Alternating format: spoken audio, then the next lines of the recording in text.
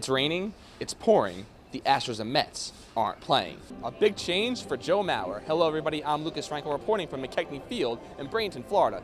Joe Mauer is transitioning from catcher to first base this season, and here's what he had to say about the change. Last week, WEBN sent a team of reporters to New York to cover the Super Bowl. On Saturday, they were at NFL Honors, where Peyton Manning was named MVP, Ron Rivera was named Coach of the Year, and Charles Tillman was named the Walter Payton Man of the Year for his work with pediatric patients.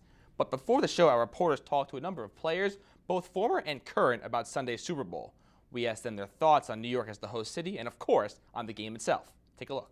And you talk about Joe Philbin. Joe Philbin had no idea what was going on. If he actually had a grasp of his locker room, this would not have happened. The Phillies are an aging team, except for top prospect Michael Frankel. And so far, manager Ryan Sandberg is impressed. It had been 29 straight games, a Division III national championship, but the Emerson Lions defeat the Amherst Lord Jeffs 90-79, and one of the biggest upsets in Division III history. I don't care what anyone says. This was an unbelievable, monumental upset of epic proportions. Emerson 90 points, but what more can you say about the play in the second half of Michael Thorpe? 20 points. You look at 10 minutes, 11 seconds left. Amherst gets back into the game, down 1.63-62, and what does Michael Thorpe do after timeout? Hits a cold-blooded three-pointer, extends the lead back to 4 points, and the Lions never look back. Unbelievable, being the number 20. They've been over 29 straight wins. He was not just winning; they were obliterating opponents. Emerson comes out today and gets the win. Are you kidding me? Trickett made his 2013 debut against the number 11 ranked Oklahoma State Cowboys in Morgantown on Saturday in front of a packed house that was ready for some football. So here we go with the Super Bowl, Peyton Manning leading his troops out of the tunnel, and we start the very first play of the game. Manning is not ready for the snap. The ball goes over his head. Sean Marino jumps on it, and that is a safety, the fastest scoring play in Super Bowl history, and an inauspicious start for Denver's team. Late second quarter we go. Manning's going to get hit.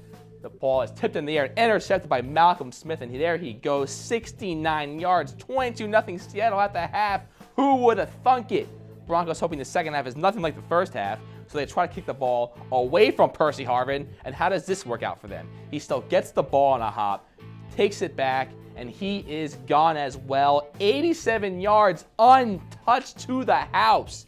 Seattle takes a 29-0 lead, and that would be all she wrote. The Seahawks win their first Super Bowl title ever with a dominating 43-8 win and bring Seattle its first championship since 1979. Let the celebration begin, and here's a somber Peyton Manning on the loss.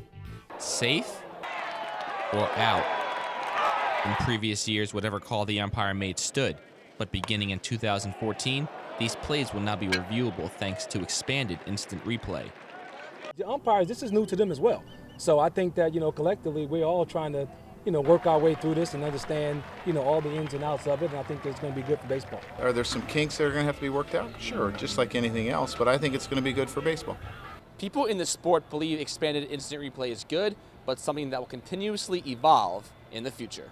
I think this is long overdue, and I wouldn't be surprised if we end up reviewing all plays. I know we only have 85% or so plays. I wouldn't be surprised in another year or two that we see it expanded even further. They've probably put too many reviewable plays in the first year.